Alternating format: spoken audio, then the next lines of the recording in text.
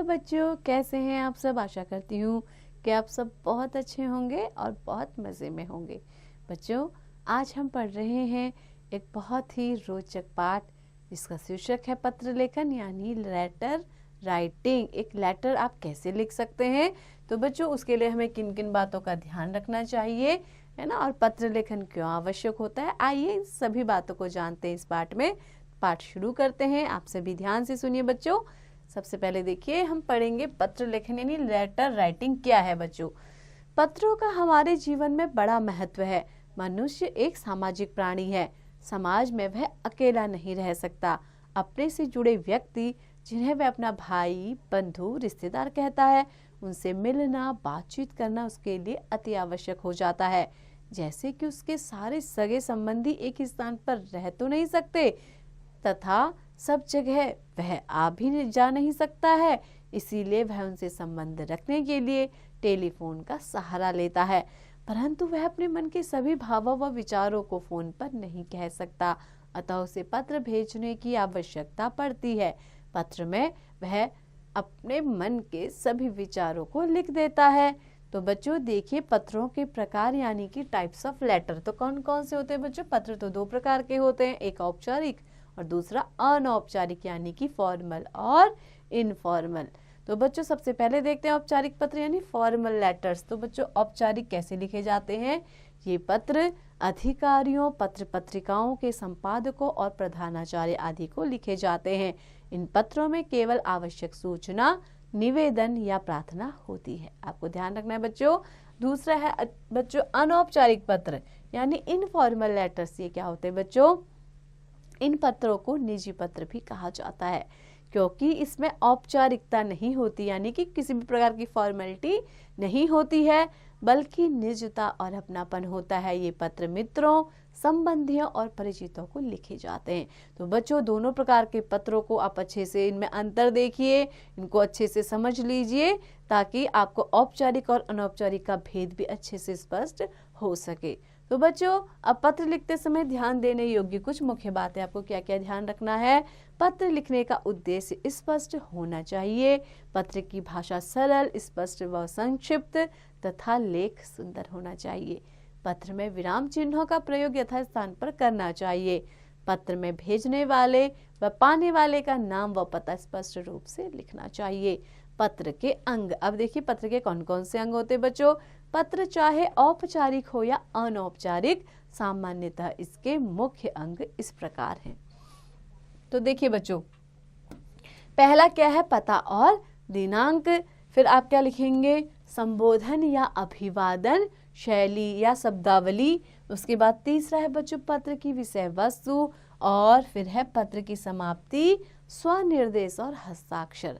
तो बच्चों देखिए, आपको एक तालिका दी गई है जिसमें पत्र पाने वाले के अनुरूप आपको संबोधन, अभिवादन और अभिनिवेदन दिए गए हैं। तो बच्चों देखिए आप कैसे लिख सकते हैं, है ना।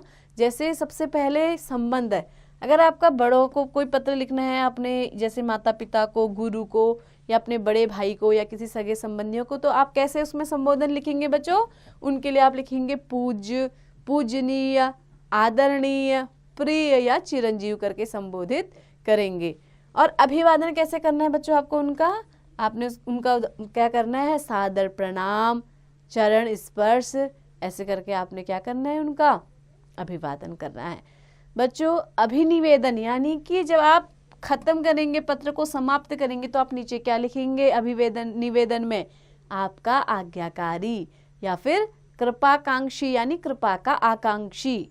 तो बच्चों ये बड़ों को लिखने के लिए। जब आप छोटे संबंधियों को लिखेंगे, जैसे कि आपसे छोटा भाई है, या आपका पुत्र है, या आपका भतीजा है, या आपकी बहन है, उसको अगर आप पत्र लिखेंगे तो आप कैसे संबोधित करेंगे, प्रिय या चिरंजीव। और अभिवादन कैसे करेंगे उनका, खुश रहो, आशीर्वाद, चिरंजीव रहो। और अभिवेदन में क्या लिखेंगे बच्चों, तुम्हारा शुभ चिंतक, हितैषी या शुभाकांक्षी, शुभ चाहने वाला।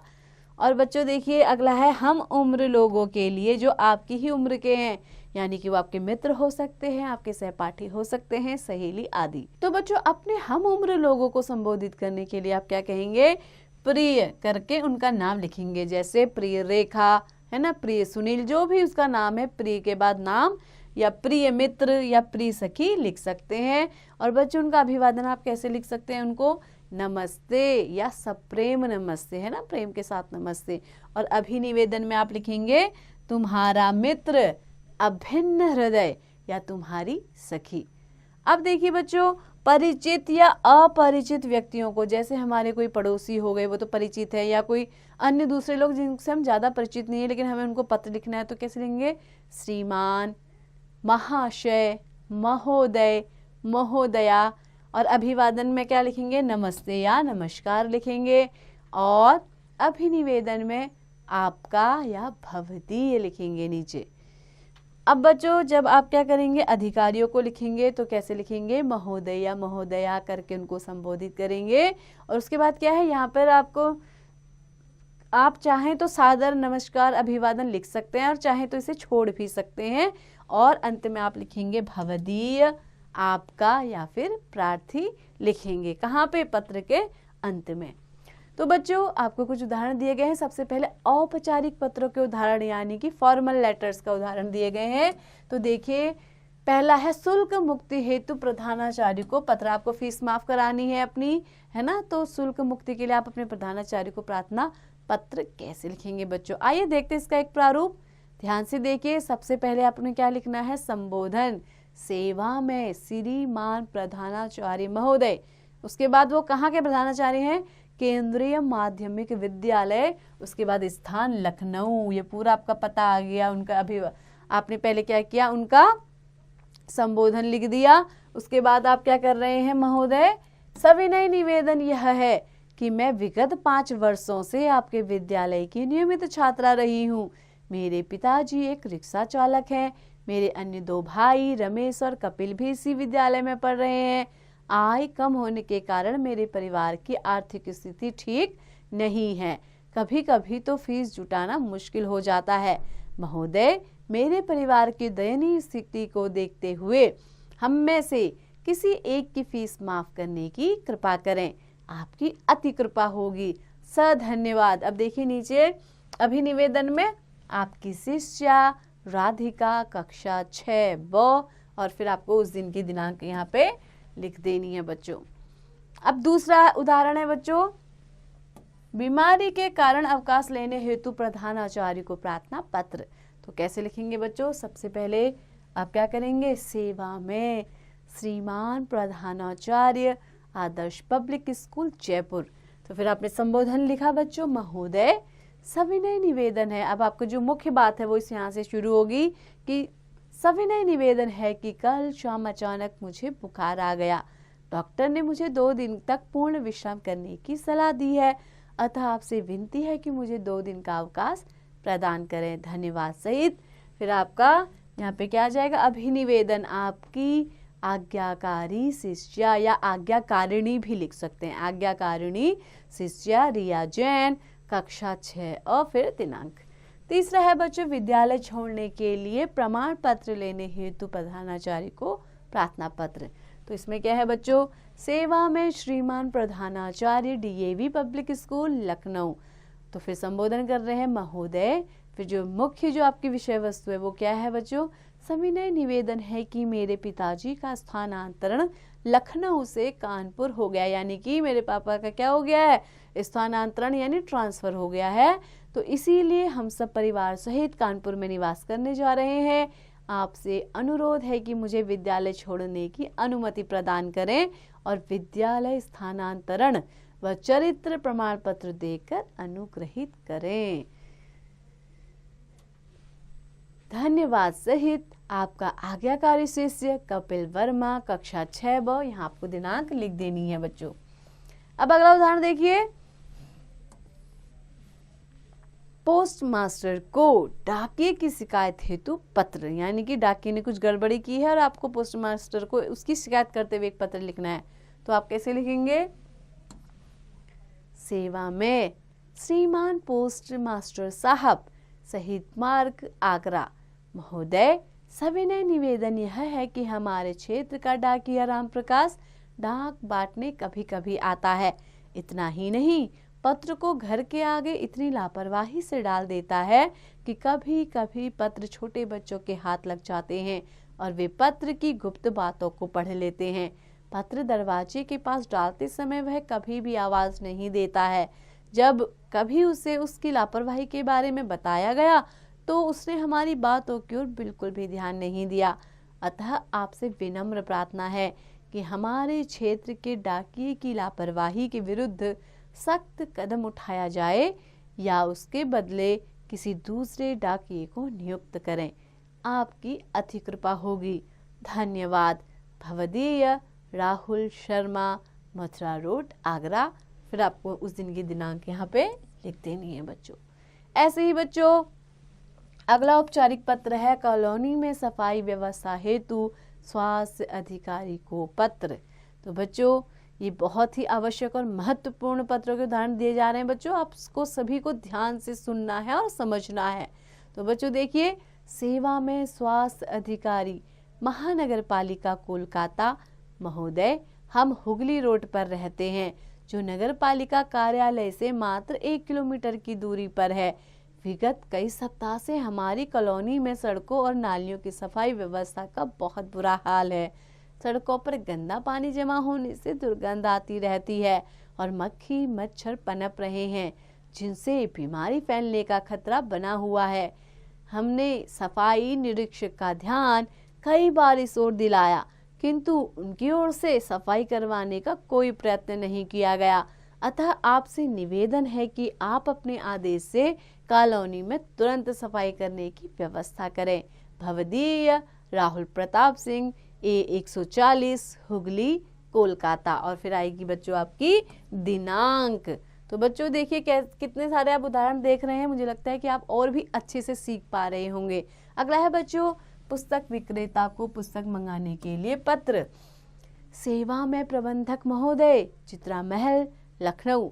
महोदय कृपया निम्नलिखित पुस्तकें 10% कमीशन काटकर VPP द्वारा भेजने का कष्ट करें। सभी पुस्तकें नवीनतम संस्करण की हों और कटी फटी ना हो। तो इसमें कौन कौन सी पुस्तक मंगा रहा है? देखिए, हिंदी व्याकरण भाग 6 की 100 प्रति यानी कि 100 कॉपीज, अंग्रेजी व्याकरण भाग 6 की 100 प्रति, ऐसे ही गणित भाग 6 की भी 100 प्रति और विज्ञान भाग 6 की भी 100 प्रति, यानी कुल मिला के 400 प्रतियां मंगाई जा रही हैं पुस्तकों की, यानी कि 400 बुक्स। विद्यालय में पढ़ाई प्रारंभ हो गई है अतः तुरंत भेजने का कष्ट करें।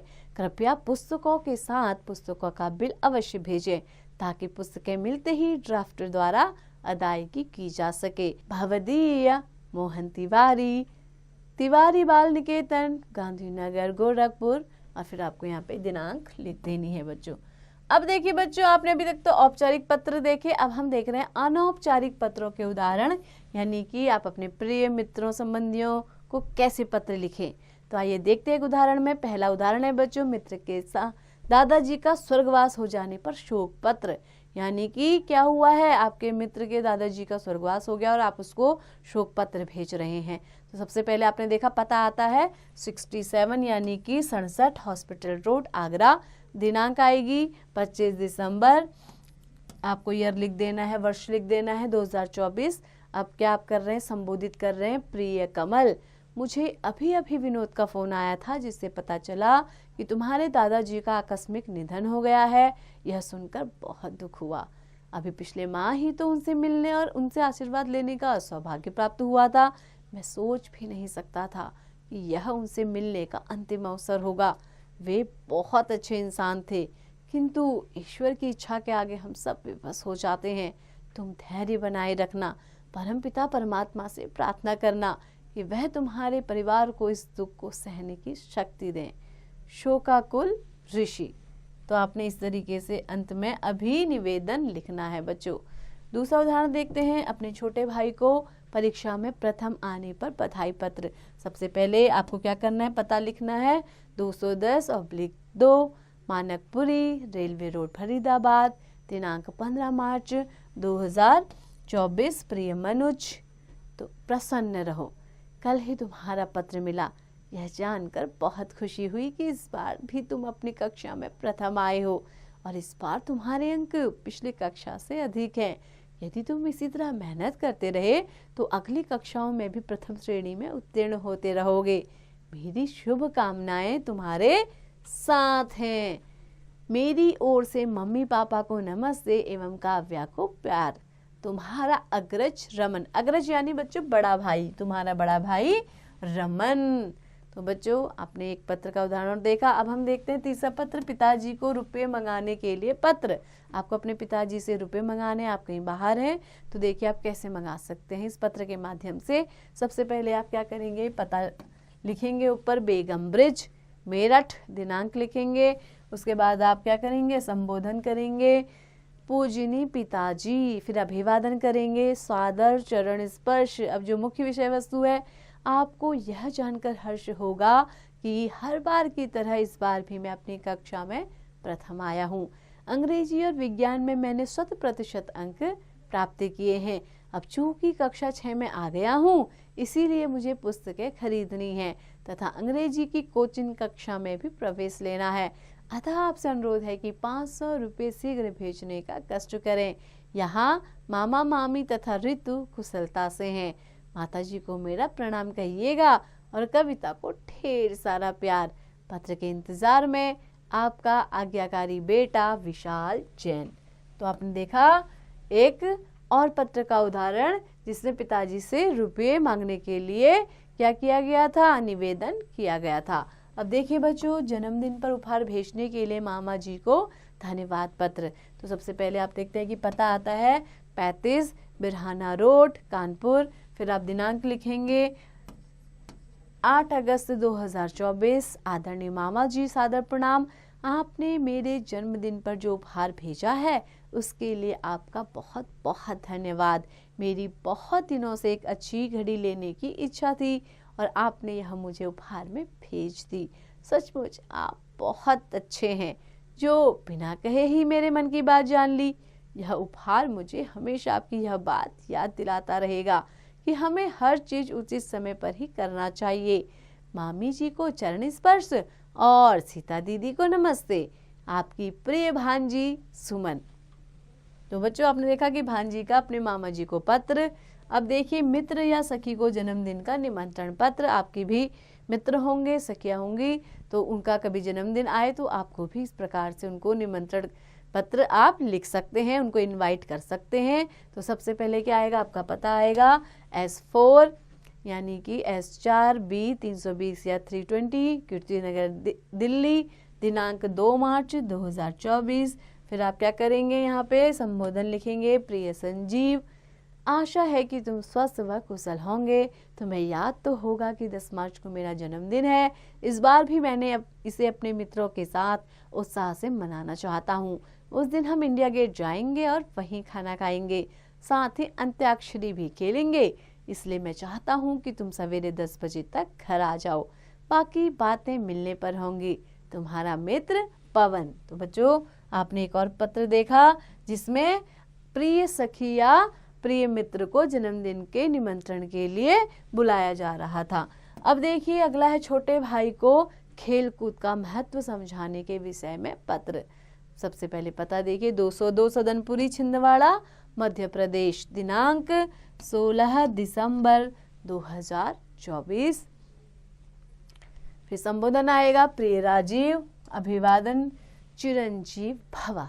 फिर देखिए विषय, मैं कुशल हूँ, आशा करता हूँ कि घर में सभी कुशल होंगे। तुम्हारा पत्र मिला, पढ़कर समाचार मालूम हुआ कि तुम अपनी कक्षा में प्रथम आए। तुम्हारी कर्मठता और लगन को देखकर मैं तुम्हें यह सलाह दूंगा कि तुम पढ़ाई निरंतर करते रहो, साथ ही खेल कूद पर भी ध्यान दो। इससे तुम्हारा शारीरिक विकास होगा और तुम स्वस्थ रहोगे। जैसा कि एक कहावत है कि स्वस्थ शरीर में स्वस्थ मस्तिष्क होता है, अतः उत्तम एवं स्थायी ज्ञान प्राप्ति के लिए शरीर का स्वस्थ होना भी आवश्यक है। अब पत्र लिखना बंद कर रहा हूँ। मम्मी पापा को मेरी नमस्ते, साक्षी को प्यार, तुम्हारा भाई संजीव। तो बच्चों आपने एक पत्र और देखा। अब हम बढ़ते हैं आगे की ओर। एक पत्र का उदाहरण और आपके सम्मुख है, पुत्र की ओर से पिता को पत्र। तो कैसे लिखेंगे, सबसे पहले आपका पता आएगा देव भवन कंकर खेड़ा मेरठ। फिर दिनांक आएगी 5 जुलाई 2024। फिर आप संबोधन लिखेंगे परम पूज्य पिताजी, और फिर अभिवादन आएगा, साधारण चरण स्पर्श, उसके बाद विषय क्या है? मैं यहाँ पर ईश्वर की कृपा से कुशलता पूर्वक हूँ। आशा है कि आप सभी सकुशल होंगे। मेरी पढ़ाई नियमित रूप से चल रही है। मैंने सभी विषयों की अच्छी तरह से तैयारी कर ली है। मैं विद्यालय में अपना पढ़ाई का सारा काम समय पर कर लेता हूँ। मेरे सभी अध्यापक मुझसे संतुष्ट हैं। मेरी त्रैमासिक परीक्षा अगस्त माह के प्रथम सप्ताह के बाद होगी। आप मेरी ओर से कोई चिंता न करें। पूज्य माता जी को चरण स्पर्श, मयंक तथा ममता को प्यार। आपका आज्ञाकारी पुत्र सचिन। तो अंत में आपने क्या कर देना है? अभिनिवेदन लिख देना है, आपका आज्ञाकारी पुत्र और अपना नाम। तो बच्चों, आपने कितने सारे उदाहरण देखे हैं और मुझे आशा है कि अब तो आप अच्छे से सीख गए होंगे कि आप कैसे औपचारिक पत्र लिख सकते हैं और कैसे आप अनौपचारिक पत्र लिख सकते हैं। तो बच्चों, आपको इसको बार बार लिख करके इसका अभ्यास करना है, जिससे आप इसमें परिपक्व होते चले जाएंगे। तो आइए बच्चों, एक बार इस पाठ का दोहराव भी कर लेते हैं, पुनरावृत्ति कर लेते हैं। अपने निजी भावनाओं और विचारों को पत्र के माध्यम से व्यक्त किया जाता है। पत्र 2 प्रकार के होते हैं, औपचारिक पत्र और अनौपचारिक पत्र। पत्र लिखते समय कुछ विशेष बातों का ध्यान रखना आवश्यक होता है। प्रत्येक पत्र के कुछ निश्चित अंग होते हैं। बच्चों, आशा करती हूँ कि आपको ये पाठ अच्छे से समझ में आया। तो बच्चों, ऐसे ही पढ़ते रहिए, निरंतर अभ्यास करते रहिए।